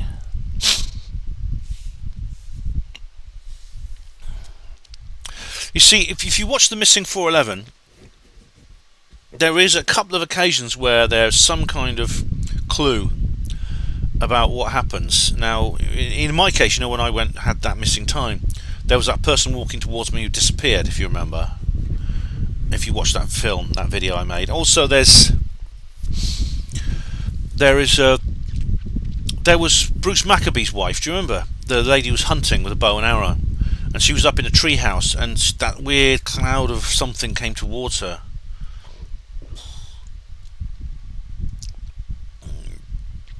Rhiannon says, how does someone end up having sex with an alien? Oh, nice saucer, fancy a shag. Sounds suspect to me. Well, basically, that's what happened. I mean, this is what I thought. Obviously, Antonio Villas-Boas and people like him, how would they even consider such a thing in those circumstances? Unless they were somehow, their minds were messed with. In other words, they were given some kind of drug or something like that. Yeah. And David Schultz says, like the woman in the film Mars Attacks. That's right. Yeah. Do you remember there's that strange, alluring lady who seduces the press officer just so she can get into the White House? It turns out it's actually an alien in disguise. Bites his finger off. Oh, I love that film so much. It's so good.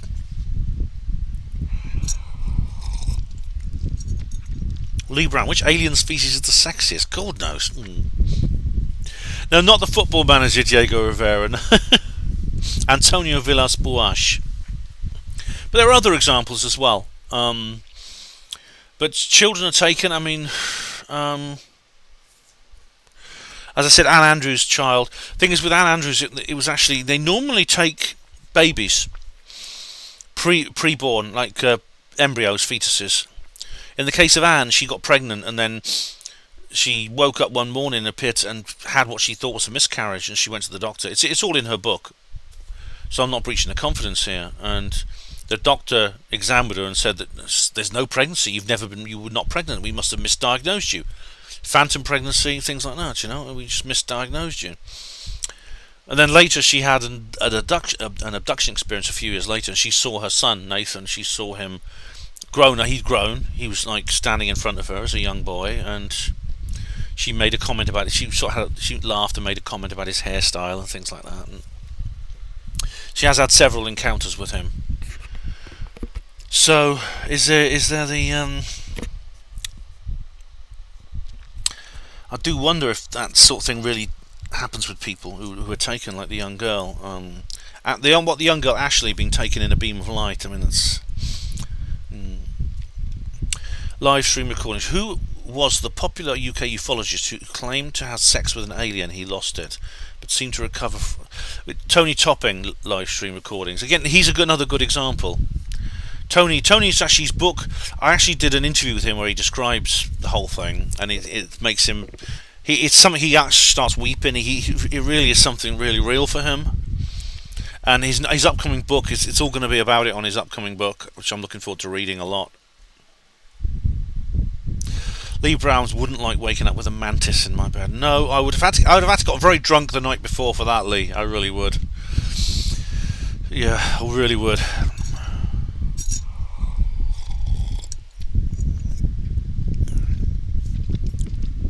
Yeah, I know. No, not Tony Topping. Another ufologist who said they had sex with an alien. He lost it. I don't know. You see, it does happen, you know. It does happen.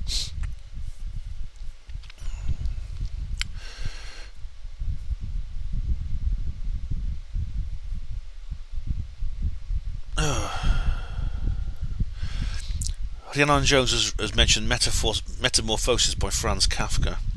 I've read The Trial. That's very good. Oh, Patrick Patel is off to bed. Night, Patrick. I'm going to finish soon, yeah.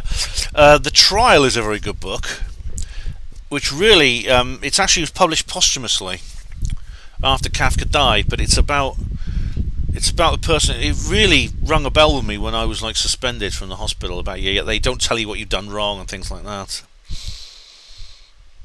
Diego Vera, do you do UFO art, Ben? No, I don't. The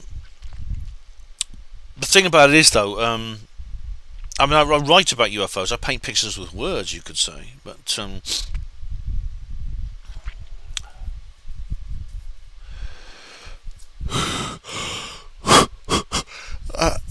to live stream recordings, I don't know who you mean. If you could find out, I don't know who you mean. But Tony Toppin, of course, I'm aware of. He has had these experiences. But do they take people and not return them? Yeah, maybe they do.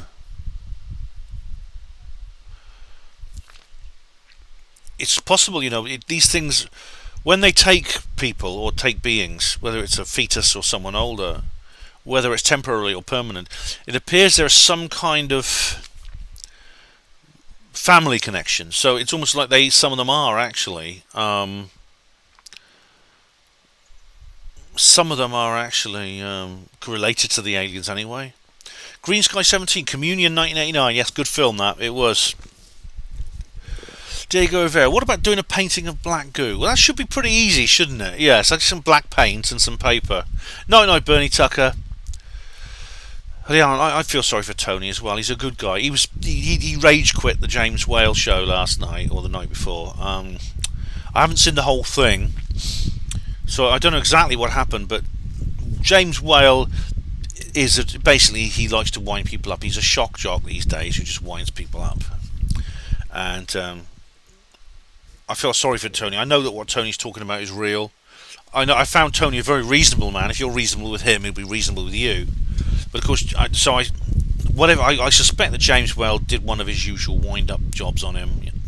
He's trying to be like Piers Morgan, I think, failing abysmally at it. The thing about James Whale is, this is what I get. I think he's acting, because I'm sure he did something about UFOs with Tony. With what is it? With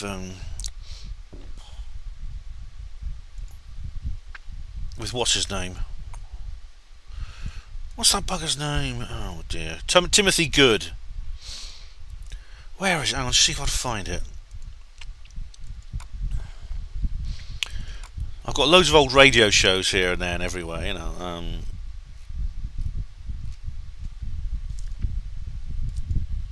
I've got hours and hours of old radio shows I've collected over the years.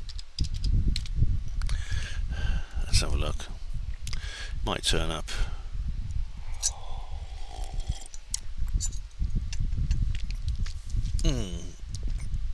Not responding. Suit yourself.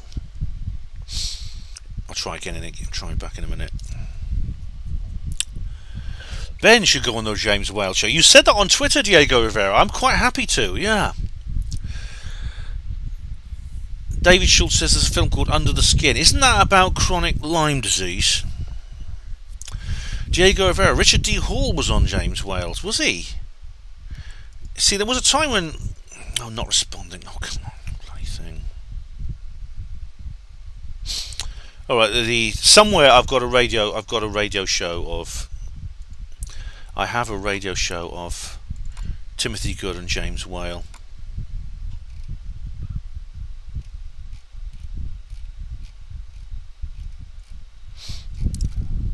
Can I find it? Here we are, James Whale, June the 5th. Is this one?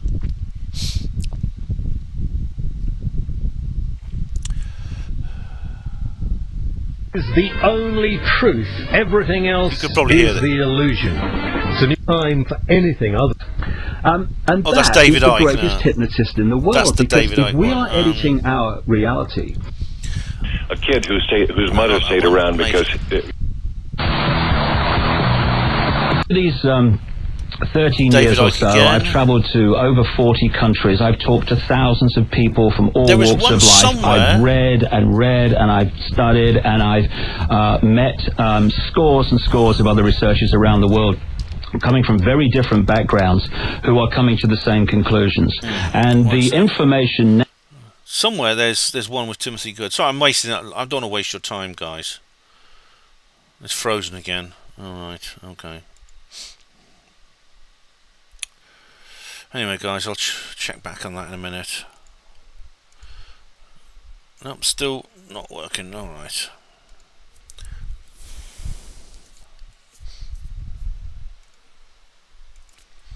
No, it doesn't seem like me doing that at the moment. Okay, well I can't. Somewhere I have Timothy Good with James Whale.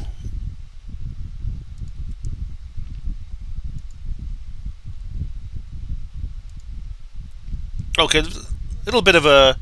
Someone said that James Whale sold out when he got David Icke on. I'll come to that in a minute. Let me just see. Maybe it's online. I just can't. My.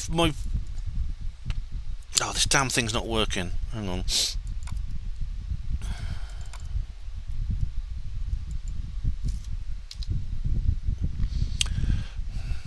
No, it's just my. Doesn't want to work. Sorry, guys. Okay. Richard D. Hall was on James Whale. I think this was in the days when Richard D. Hall didn't think everyone was an agent. Yeah. Stephen says, I woke up in the middle of the night with a strange red light in my room. It looked like my bedroom, but it wasn't because I ran to the door. There was no door handle. Oh, that's scary. Livestream Recordings UK. I remember who it was. Simon Parks. You're talking about Simon Parks? That's it, yes. I can't believe you did not see or hear what happened. I can't put a full name because... Right, well, there's nothing wrong with saying his name, but like I'm familiar with the story of Simon Parks, but it's all on... The whole thing is on...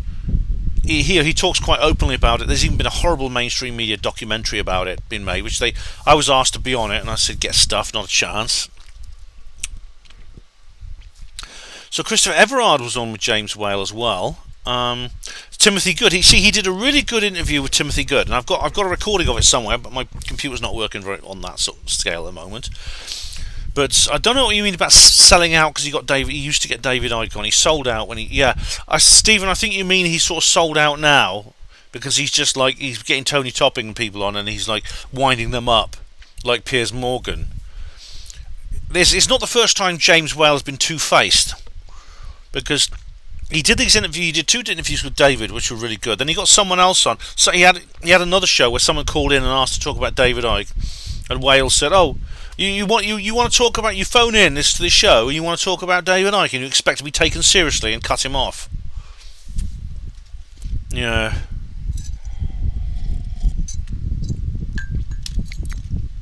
I think yeah, he's very insincere, I think.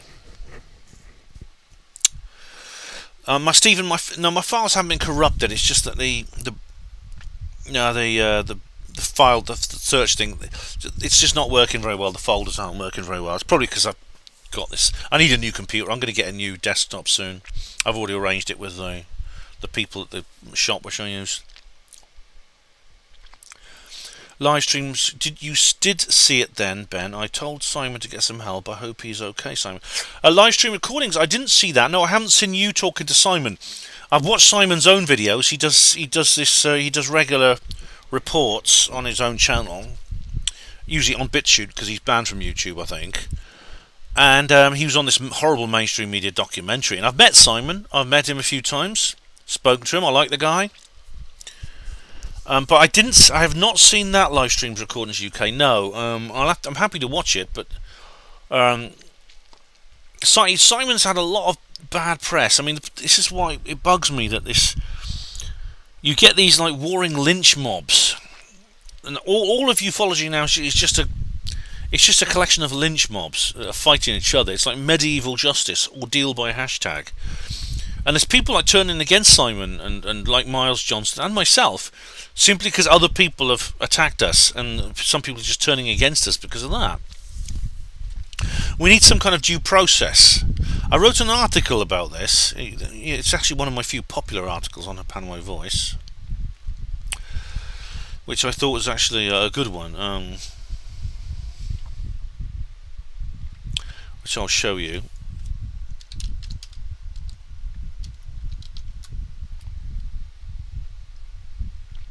There you go, it's this one. If you want to know more, just read this. Simon Parks is innocent on Hapanway Voice, 6th of February of this year, and I go into that in more detail about my concerns about the way this whole community is going. Hello DJ Bison, how you doing?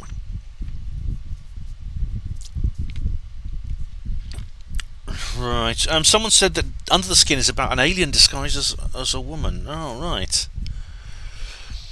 Richard on Solon. Derek Acora is a regular on James Whale. He'd comment on callers by picking up their vibrations. Yeah. Stephen says, I don't trust Simon Parkes. Simon Parkes has never faced any kind of tribunal. He's been slagged off by a lot of people who have just listened to other people who don't like him. It's the same thing. Same thing with Larry Warren. Same thing with so many other people. Darren Perks is another. Suddenly, you've got to be against Darren Perks because Darren Perks is evil because someone said he's evil. People said this about me. The lies people have said about me. Hello, DJ Bison. Oh, I said hello, didn't I? Sorry. Nick Pope has been on with James Whale. That's right. Richard on Solent says, Ben, you and others speak about things with such authority and certainty, but surely stories such as the lady who said her son was abducted and she'd met him again cannot be proved.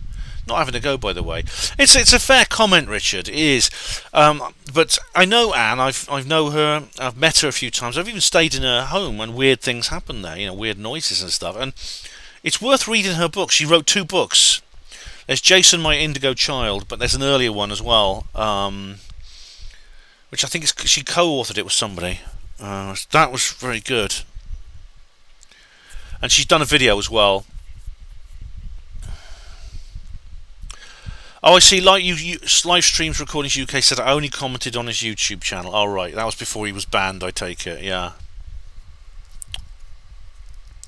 DJ Bison. Any further on a Freaky Friday reunion show? Well, I've been thinking about that with Jimmy Jeans. Yeah. Yeah, that'd be a nice idea. Yeah, that'd be nice. Diego Rivera, what do you think of the UFO desk? Got a Secretary AS2, Nick Popes. Yeah. Well, it has been disbanded now, I think. But the files are all there. Green Sky 17. Is Simon Parkes taking the BBC to court? I don't know. He bloody well should. After what he damn well should. Did Simon Parkes tell people to wear masks, Stephen? I didn't see that one. Oh, Scarlett Johansson is actually this alien. Oh, right. Consuming men in a Scottish council house. Oh, my goodness me. That sounds a bit Monty Python-esque. You off, David. See you later down the road. I'm going to end it actually in a minute. We've been going nearly 2 hours. Does anyone else want to add anything else about the fourth kind? Or any other subject?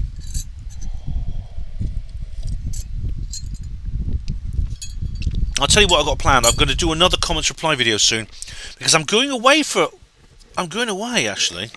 I'm actually going back to, well, I won't tell you, but I'm going sky watching, and that's going to be next week after next, or the week after this one. Oh, Jock, it's really good, is it? Under the Skin. Okay, well, I'll try it. I'll have a look at it. Yeah. It sounds like an episode of the X-Files, quite simply. You know.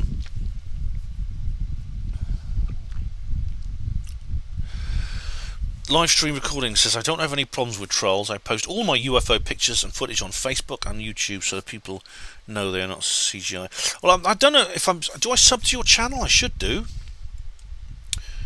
I'll just check your channel out. Here we go. Oh, come on, copy. Come on, slow bastard. I'll sub to your channel. Here we go.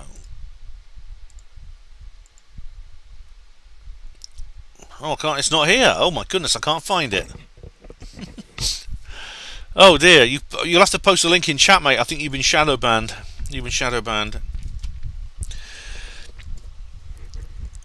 Stephen, I'm not going to reveal anything just yet, but all will be revealed. But I am going to, I'm going sky watching.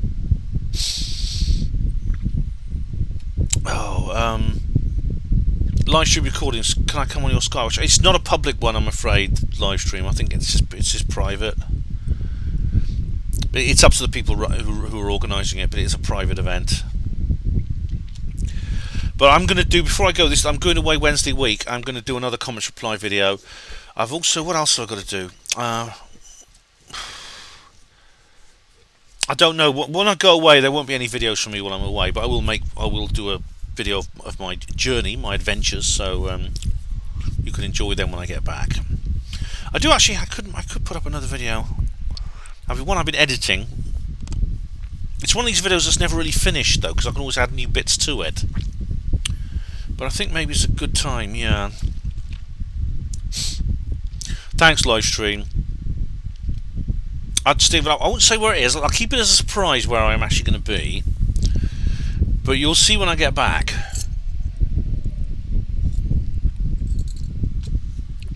Thanks, Livestream. Thank you. Anyone want to add anything else about the subject matter tonight? We still got 50 viewers. Which is not bad. I used to get like nearly. I think my record is nearly 100. I think I was on 99 views at some point. Now they just drop in. I mean, obviously I've been ratioed by YouTube.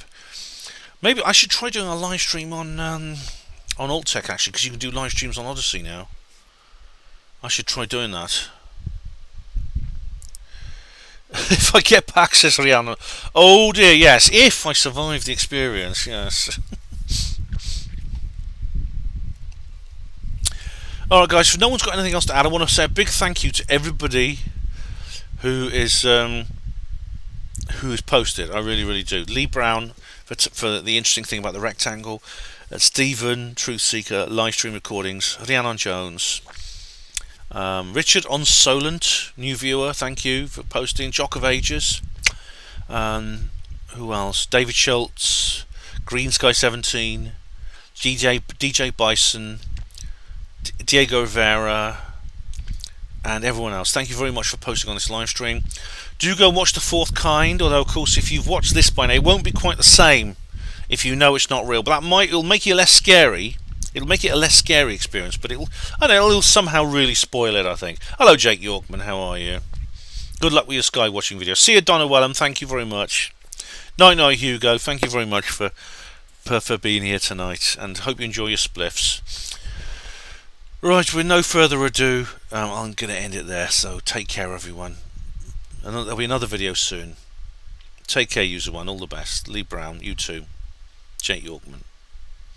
Shock of Ages.